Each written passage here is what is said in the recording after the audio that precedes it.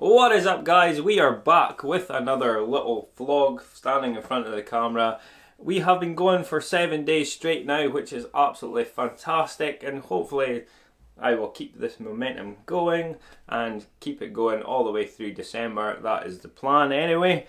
So today I want to say a massive thank you to everyone who has been watching the vlogs this past week, who has been commenting on the videos, liking the videos, sharing the videos, and also to all the new subscribers. Thank you so much. And if you haven't already subscribed, guys, then you know what to do. The subscribe button, it's down there. Give it a click, come and join us, and let's inspire more people out there together. Today we're going to be answering another question from you guys, and the question of the day comes from Gary South. Gary is running his very first marathon in April, and I think it's the Brighton Marathon. He's asked, do I have any tips on training plans, and do I recommend going out and running 3 to 4 times a week? So let's start out by answering the question, do I recommend that you run 3 to 4 times a week when you're training for a marathon? And that would be absolutely yes. Totally 3 times a week, probably minimum. And if you can get up to maybe 5, 6 might be pushing it, but definitely between 3 and 5 days a week, super important, because you're going to have to fit in a long run, an easy run, and a fairly up-tempo, sort of faster sort of run. So minimum 3 times a week for your runs. For me, for training plans, I don't really follow a training plan per se, as in one where you kind of, on Monday you do this, because the way my job works is I'm working 4 days and then I'm 4 days off, so I'm always moving 1 day in the week. So I've never got the weekend off all the time, and I'm like you say, it's just always constantly moving 1 day. So I just make sure that, most important, and this is the number one tip I'll give you, is that the most important thing is that you get time on your feet and you build that up slowly. And if it's your first marathon, really just take it nice and slowly.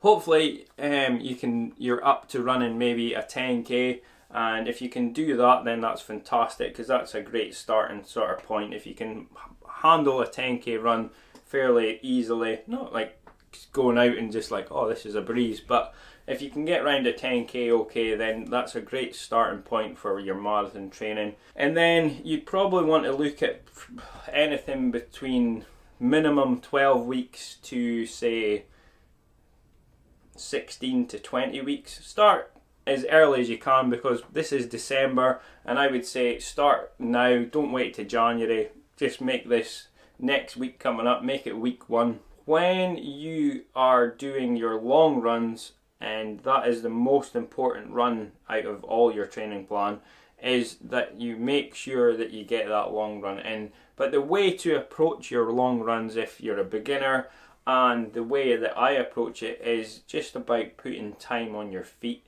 and not necessarily worrying about speed, pace. Just go out and say, today I'm going to run for 1 hour, and see how you get on, see how far you go. And then in your next long run, you maybe want to run for 1 hour and 15 minutes. And then you will just keep edging that time up. 1.5 hours, 2 hours, 2.5 hours, 3 hours. And once you get to that sort of 3 hour mark, that's when you are going out there and you're going to be on your feet. It's going to hurt, and you're going to have to start thinking about nutrition. And in my previous video, I spoke about nutrition for running marathons, and if you want to watch that, it will be linked up in the cards. And once you get up to like the 3.5 hour, possibly 4 hour mark, then hopefully you should be around the 16 to 20 mile sort of range.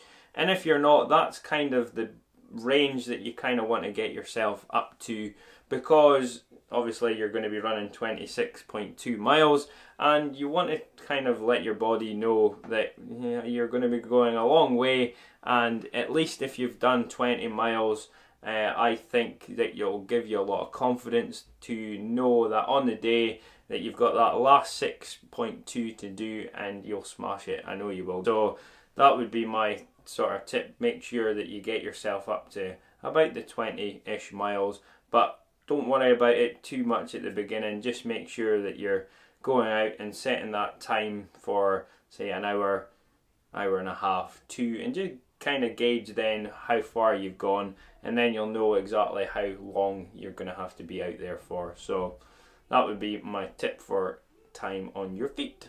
You'll be looking to make sure that you've got up to that 20-mile mark probably about 4 weeks out from the marathon, because the last 4 weeks you want to do something that's called tapering. And that is basically you're going to be coming back down on the mileage each week. So once you get to your 20, you're probably going to come down to maybe doing a half, and then you're going to drop down to maybe 10, and then maybe 8 on the sort of last weekend before leading up to the marathon.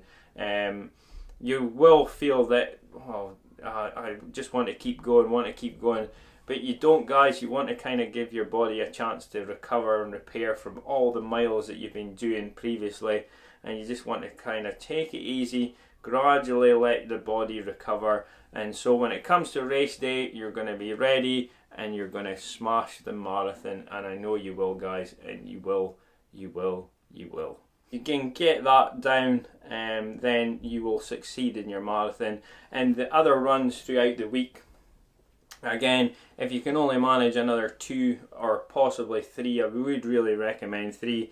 Make sure you get 2 fairly easy days, and you get 1 day where you try and pick up the pace if you can. And like I say, I'm a runner who runs to feel, and if I feel good on my easy day, then I'll go for it, and then I'll take the next couple of days easy. So that's kind of how I approach it. It's a really simple way, and it's not complicated, because some of the training plans can be so complicated, which is just ridiculous, especially if you're a beginner. But I do understand if you're looking to achieve a certain time, then they can be really helpful, because you will need to understand about running to pace and getting round. But if you're just happy to complete it and it's your first marathon, then really it should be about completing it. So yeah, hopefully that has helped. Gary, I hope that has answered your question, and if there's anything else you'd like to ask me about it, then please leave me a comment down below or send me a message. I'd be quite happy to get back to you with any other advice. Owen came in to say hello. You want to say hello, Owen? Yeah. Hello. Yeah, he wants to introduce himself. Yeah. And what are you going to tell the guys out there to do? Oh yeah, and you had to hit that like button so hard, and then comments down below, hit that bell button and subscribe, and then tell the clubbers you like the video. Write that. Like he said, do it. Hit the subscribe button. So, and what have they got to get out there and do? They had to get out and run with style. Write that. Yeah. And what would me and you say? We'll see you next time in the video. Jamie and Owen Out.